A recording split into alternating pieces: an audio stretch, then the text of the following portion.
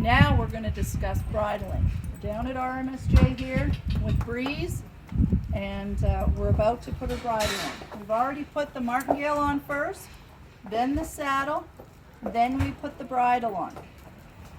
What's really important is if you're new to the sport and you don't really know what you're doing, please don't bridle the horse without help. Wait for your instructor. When you're learning, you can put the martingale on, you can put the saddle on. You know, it's going to take your instructor less than 30 seconds to put the bridle on. And yet you can wreck our horses for a very long time by trying to force them to bridle when you're not sure what you're doing. I'm going to walk you through the steps, but please keep this in mind. If you have any problems, please, please, please stop what you're doing. Wait for the instructor. She can help you. It's important that your instructor knows what you have problems with so that you can get proper help. So I hold my bridle from the top, the headpiece, and I separate my reins out. And the first thing I'm going to do is put the reins over my horse's head. Okay? She's got a halter on. I know that. You can unsnap the snap if you want to, but it's unnecessary because you're going to take the halter off. So, we've got the reins over her head. We're going to take the halter off and slide it down. Okay? If she were to go anywhere, I have a hold of the reins right here. Now, we don't just drop our halter and leave it to hang like that, because horses do. They get upset, annoyed, maybe you're not paying attention.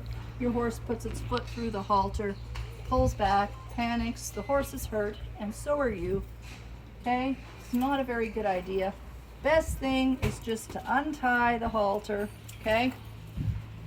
Throw it over your shoulder, pass it to your parent, whatever you'd like. When you're bridling a horse, stand beside them facing the front. Take the bridle and put it in both hands. Put it under her chin. You can hold it up to her mouth. Now, once you get it there, okay, put the bridle into your right hand, hold it on her nose. So right now her head is resting on my shoulder and here. If your horse starts fussing at this point, stop what you're doing. Okay? A lot of horses start to fuss because they start to get angry. Bits are made of metal. People try to shove them in the horse's mouth. You can imagine what it would feel like if someone had a metal bit and tried to shove it in your mouth and it hits your teeth. It hurts. Okay? Horses don't have any teeth right here. Let's take a shot close-up of this view. See? She's got no teeth here. There's no teeth here. There's no teeth up here. Okay? So her teeth start here and her molars start here.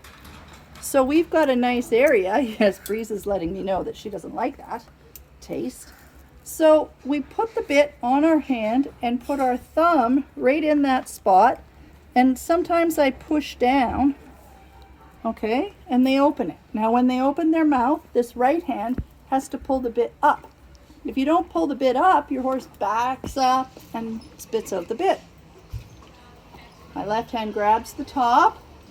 My right hand pushes the ear forward. Okay? This is something that you have to remember about horses. Their ears are sometimes quite sensitive, so you don't want to pull it back and squish their ear. You point it forward and slide the bridle over it. All horses have a lovely trimmed bridle path here, so you part the hair. Okay, nice space. The nose band always goes under the cheek pieces. And if you don't know the parts of the bridle, you will, especially if you get the chance to do a day camp. Throat latch, this is the throat latch. This is done up loosely, okay? So I want to be able to put 4 or 5, a good fist in the side of her head here, okay? I do up all my keepers and my runners. These are keepers, these are runners, they're loose. I go to do up my nose band, come to the front, make sure it's straight. This whole piece of leather slides around under the top piece of leather. So I make sure it's straight and that it's under the bridle on both sides. Come back around. Now this is what the nose band attaches to. Okay, so I pass. You notice it's a little loop for the nose band. I do it up. This one gets done up very snug, okay? All the keepers get done up. 2 fingers is the rule, okay? 2 fingers sideways, not this way, sideways, okay? The martingale is designed to keep your horse from throwing its head up, okay? So if you remember why you're wearing it, you'll know that it goes on this bottom strap. If you put it on the throat latch, it doesn't really do anything. The horse can still put its head up, okay?